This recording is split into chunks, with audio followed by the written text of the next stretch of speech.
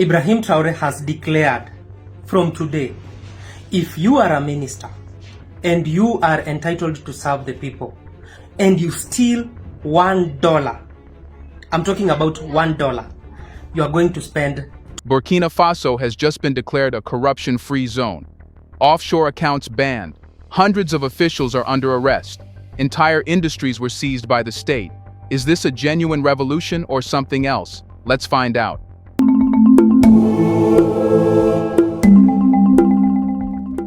On an ordinary morning in Ouagadougou, something deeply unordinary happened. Government offices opened as usual, markets bustled, radio stations ran their daily programs. But behind closed doors, the heart of the Burkina Faso state had just been cracked open. Within hours, a quiet storm began sweeping through the country's administrative ranks. Court clerks received sealed warrants. Military units were deployed not to borders or battlegrounds, but to ministries. Unmarked vehicles arrived at the homes of former finance directors, procurement officers, and customs heads. Phone lines went dead. Social media lit up. No one had been warned, and that was the point. In a single coordinated push, dozens of government officials were taken into custody. Not just one or two scapegoats, but a cross-section of the system itself. People who had operated untouched for years suddenly found themselves facing prosecutors armed with full access to government ledgers, banking records, and private communications. For the first time in living memory, it wasn't. At the center of this purge was an elite investigative unit reporting directly to Captain Ibrahim Traoré. This wasn't the usual anti-corruption commission with limited authority and a bloated budget. This was a war room. Their mission? Track stolen funds, freeze accounts, dismantle the network that had allowed embezzlement to thrive for decades under different governments and empty reform slogans. Shockwaves rippled across the capital. Businesses with close ties to the state suddenly found their contracts voided. High-end restaurants known for hosting government clientele emptied overnight. Civil servants refused to answer calls that had no clear ID. It was as if corruption itself had been declared a fugitive, and now no one wanted to be caught sheltering it. Then came the broadcast. On national television, Traoré appeared not in military uniform, but in civilian attire, deliberate, sharp, calm. Without drama or flourish, he spoke of the weight of betrayal that had hung over the country. He didn't name names. He didn't need to. Everyone watching already knew what he was talking about. He promised something that sent a chill through every office desk from Bobo Dioulasso to Ouahigouya. The full recovery of public funds, regardless of where they had been taken or who had taken them. In less than 24 hours, Burkina Faso's political landscape had shifted from cautious reform to calculated rupture. No more committees, no more workshops. This was enforcement, and it was ruthless. But even more unsettling than the arrests was the precision. This wasn't a clumsy military sweep. This was surgical. Files matched, testimonies cross-checked, no leaks, no premature news coverage. It was as if the state had been quietly watching its bloodstream for months, and now, with a scalpel in hand, it was cutting out every tumor it could reach. And the people? They watched in awe. For years, Burkina Faso citizens had known who the thieves were. They had seen ministers build mansions overnight. They had watched government vehicles used for private weddings. They had lined up in hospitals without electricity while billions vanished into foreign real estate portfolios. And now, they were seeing something almost mythical: consequences. But beneath the celebration, a question loomed like a shadow. If this was only the beginning, then what had been hidden all this time? Who else was involved? And just how deep would Traoré dig? Let's pause for a second to say, big thank you to the Black Culture Diary community, where Black voices, stories, and legacies are preserved and amplified. By becoming a member, you're not just supporting the channel, you're becoming part of a powerful cultural movement. Let's continue. The arrests were only the warning shot. What followed was a rewrite of how power itself operates in Burkina Faso. In the days after the dramatic crackdown, as the country buzzed with speculation, the real earthquake hit. A series of emergency decrees rolled out from the presidential office, each one more transformative than the last. These weren't vague policy proposals or distant roadmaps. They were binding, immediate, and irreversible. Traoré hadn't just shaken the tree, he was uprooting the soil beneath it. The first legal blow came like a scalpel to the jugular of corruption, a nationwide ban on offshore accounts for any government official, past or present. This wasn't just symbolic, it was enforceable. Overnight, banks across the country received strict orders to freeze any suspicious transfers. International partners were notified. Foreign missions were asked to cooperate or risk diplomatic embarrassment. For a country that had watched its fortunes disappear into the shadows of Swiss vaults and Dubai towers, this was historic. For the first time, a government in West Africa was openly declaring war on financial flight, not just rhetorically, but legislatively. The message was unflinching. Public money belongs to the public. If you've stashed it abroad, prepare to bring it back or lose everything. But Traoré wasn't just focused on the money already gone. He wanted to prevent future theft before it even began. That's where the second law came in, equally severe, equally unexpected. From now on, no public servant would be allowed to conduct business with the state, not directly, not through a cousin, not through shell companies buried under aliases. If you were on the government payroll, you couldn't sell to it. Period. This move struck at the very core of the corrupt economy. In Burkina Faso, as in many parts of Africa, corruption rarely shows up as a bag of cash passed in secret. It comes disguised as contracts, fake construction tenders, inflated invoices, and ghost supply chains. Civil servants would create companies under relatives' names, win government deals, and funnel the profits back into their own pockets. By banning all business entanglement between public officials and the state, Traoré had effectively shut down the hidden highway that most elite corruption traveled on. This wasn't just rulemaking. It was sabotage against an entire system built on self-dealing, and it didn't stop there. A third decree followed, more personal, more provocative. Every official, from the president's advisors down to local administrators, would now be required to publicly declare their assets, not internally, not behind closed doors, publicly, for all to see. Traoré led by example. His declaration was broadcast on national TV, showing his income, properties, and even personal savings. It was an unprecedented move that sent a clear message. If the president can be transparent, so can everyone else. And if they refused, they would face charges for concealment and presumed illicit enrichment. The speed and aggression of these laws left little room for escape. There were no transition periods, no grandfather clauses. These weren't reforms meant to please international donors or appease activists. They were weapons, designed to crush, expose, and rebuild. For the first time in decades, the machinery of the state was not protecting corruption, it was hunting it. But laws, no matter how bold, are only as strong as the will behind them. And the question hanging over the nation wasn't whether Traoré could pass rules. He clearly could. The real question was, would anyone enforce them when it came to the powerful? That answer came in the next wave. Here's a reminder to please like and share the video and subscribe to our channel to watch more videos on Black culture, history, civilization, and identity. Let's continue now. The laws were in place and the threats were clear. But in a country where the elite had always floated above the rules like smoke above fire, enforcement was the real test. For decades, officials had watched anti-corruption campaigns come and go, always with big headlines, never with real casualties. Everyone expected the same pattern to repeat, some noise, some reshuffling, and then back to business as usual. That didn't happen this time. Instead, what followed was something few believed possible in a nation where status had long served as a bulletproof vest. Within days of the asset declaration deadline, high-ranking officials began to fall. Not just clerks or mid-tier bureaucrats, but top generals, former ministers, senior advisors, even family members of past presidents. Men and women who once signed million-dollar contracts were now being photographed in courtroom hallways, flanked by armed guards and legal teams. The courtroom became the new battlefield. In these televised trials, the Burkina Faso public saw a spectacle they had been denied for years: accountability with teeth. The evidence was not vague.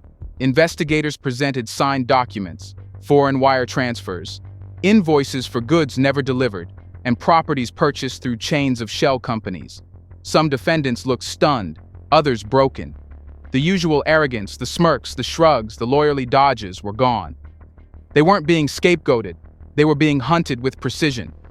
One particular case stood out: a former procurement head who had, under previous administrations, secured dozens of government tenders for companies linked to her extended family. The state's forensic audit team traced over 1.2 billion CFA francs through layered transfers into luxury properties in Senegal and Morocco. Her defense team tried to stall. They called it political. But the court moved fast. She was convicted, sentenced, and her assets seized, all within 72 hours. Another scandal involved a high-ranking customs official whose lifestyle had long raised eyebrows. Known for throwing lavish parties and importing vehicles well above his salary grade, he had become a symbol of untouchable excess. When investigators raided his property, they didn't just find documents, they found duffel bags of cash hidden under floorboards, not foreign currencies, but neatly stacked local notes meant for public use. He too fell. These trials weren't just about punishment. They were a form of national theater, a performance meant to rebuild trust. Traoré's government knew that laws alone couldn't change public belief. The people needed to see the system bleed. And they did. But this campaign wasn't only about looking backward.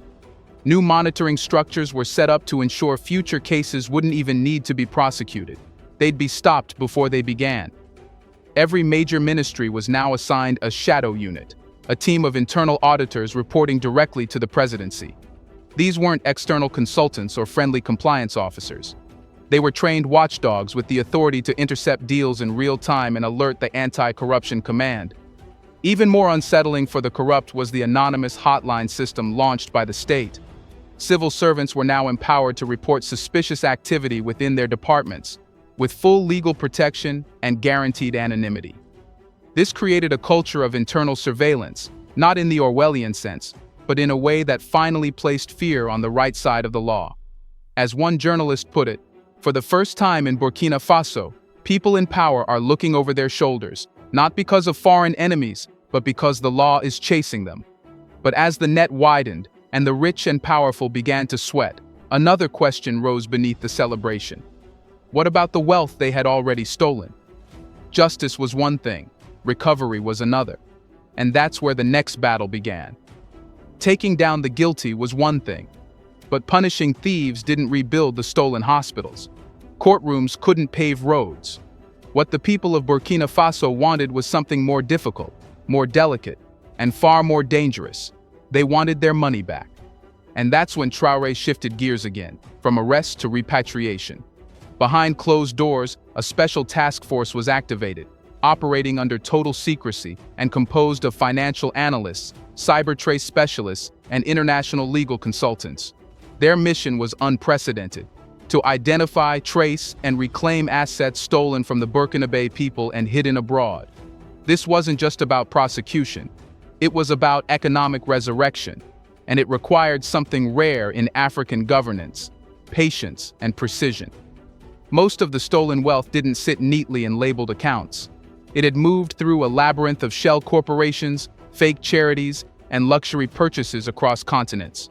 In one case, a trail began with a school construction budget in Fada and Gourma and ended with a beachfront condo in the south of France. Another audit found millions routed through fake medical supply contracts that ended up funding high-end shopping trips in Dubai. The sums were staggering, but the paper trails were real. Burkina Faso's new financial recovery unit didn't ask for permission. They began working directly with independent firms outside traditional Western banking institutions. Traoré, aware that some governments would resist exposing the wealth stored in their systems, sought support from non-aligned states, countries like Turkey, the UAE, Russia, and even emerging partners in Asia. With these nations, recovery agreements were easier to secure. There were fewer lectures, less hypocrisy, and more cooperation. Within months, discrete victories began to emerge. An offshore account holding over 600,000 euros linked to a former agriculture minister was frozen in Luxembourg. A suspicious transfer of $2 million made during the previous administration was intercepted just as it entered a Moroccan investment firm. Multiple properties in Côte d'Ivoire, Ghana, and Senegal were flagged, and their ownership traced back to Burkina Faso officials under investigation. But what made this recovery operation different was its transparency. Every major asset reclaimed was logged in a publicly accessible digital registry. Citizens could now view in real time how much had been brought back, where it had come from, and which ministry it had been reallocated to. The government even released a monthly report, breaking down recovered funds by sector, education, health, and infrastructure, showing exactly how the wealth was being re-injected into the economy. This act, revealing not just the crime but the restoration, became one of Traoré's most popular moves. It wasn't just about proving that justice was being done. It was about proving that justice meant something. When the powerful stole, the people didn't just suffer, they got their revenge. Quietly, legally, relentlessly. But this hunt also provoked a backlash. International pressure began to build. Some foreign governments grew uncomfortable with the exposure, especially those whose banks had profited for years from storing looted African funds under legal protection. There were veiled warnings, muted diplomatic protests, even sudden visa delays for Burkina Faso investigators trying to pursue leads abroad. Yet Traoré remained unmoved, as he stated in a closed-door briefing that later leaked online. "If our enemies hide in glass towers overseas, then we will shine a light so bright that even their lawyers won't be able to look away." Still, recovery wasn't just about finances. There was something deeper that needed to be reclaimed, something even more fragile than stolen funds. The people's belief in ownership, the belief that what was built on Burkina Faso land should belong in Burkina Faso hands. And that belief would only be tested when the fight reached the gold under their feet. Once the stolen money abroad had been chased down, frozen, and exposed, Traoré turned inward, not to the cities, but to the soil. Because for all the bribery, all the shell companies, all the offshore games that drained Burkina Faso's wealth over decades, the biggest leak was still underground. It wasn't hidden in ledgers or vaults. It was mined every day, loaded onto trucks, and shipped quietly out of the country in broad daylight. Gold. Burkina Faso is one of Africa's top gold producers, yet it has remained one of its poorest nations. For Traoré, that wasn't a contradiction. It was a diagnosis. "We were rich," he once said in a closed military council, "but only for other people." His war on corruption would never be complete unless he closed the deepest wound of all, foreign plunder of domestic resources. So he made his boldest move yet. One morning, with no advance notice and no public fanfare, Traoré issued a classified directive, an immediate halt to all new foreign gold export licenses. Every existing contract was ordered into an audit. Mining zones with ambiguous ownership or suspicious revenue declarations were seized by the state. Multinational companies with decades of control over local mines suddenly found their operations suspended. There was no negotiation. The country's wealth, Traoré declared, would no longer be traded for handshakes and promises. "By the way, we have launched a merch that honors the African leaders who are taking a stand for Africa. Check them out, to show you also stand with loyal sons of Africa, no matter where you are." Coming back, this wasn't nationalization by press release. It was nationalization by action. Soldiers were deployed to secure high-value mining sites. Satellite surveillance was activated to monitor illegal transport routes. A new legal framework was drafted that reclassified gold as a strategic security asset, placing it under the protection of the armed forces, not just the Ministry of Mining. But perhaps the most revolutionary aspect wasn't about shutting others out. It was about building something entirely new. In the heart of the Sahel, construction quietly began on a gold refinery owned and operated by the Burkina Faso state. It was to be the first of its kind in the country's history.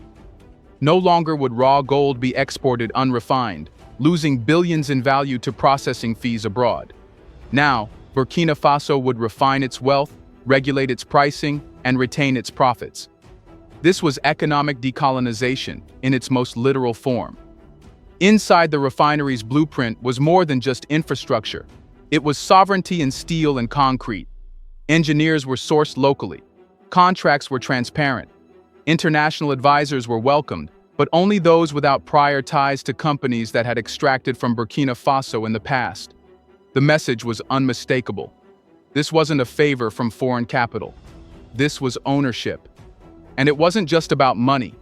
Gold had become a symbol, not of prosperity, but of betrayal. Entire villages had watched as foreign trucks rumbled past their crumbling schools and dark hospitals, carrying away wealth that never returned. Now, under Traoré's reforms, those same communities were being offered something radically different: equity. A portion of refined gold revenues was earmarked for regional development funds. Labor quotas were introduced. Schools near mining zones were prioritized for new infrastructure. But with this reclamation came resistance. Former contract holders began lobbying foreign governments. Some accused Traoré of economic nationalism. Others warned of sanctions. International mining lobbies began publishing reports painting Burkina Faso as unstable and unreliable. But inside the country, the mood was different. For once, the ground beneath their feet felt like it belonged to them. This final act wasn't just about ending corruption. It was about creating something more permanent than prosecutions or policy. It was about rewriting the story of who owns Burkina Faso's future. Not a president, not a company, not a donor, but the people. And now, as the dust settles over locked vaults, fallen ministers, reclaimed land, and revived confidence, one final question remains. Can it last? Do you think it will last? Is Traoré building a legacy or making enemies too powerful to fight? Let us know in the comment section. If this is what justice looks like, why don't more leaders try it? Do you want to watch more videos like this one? If so, subscribe to our channel and press the bell icon next to it.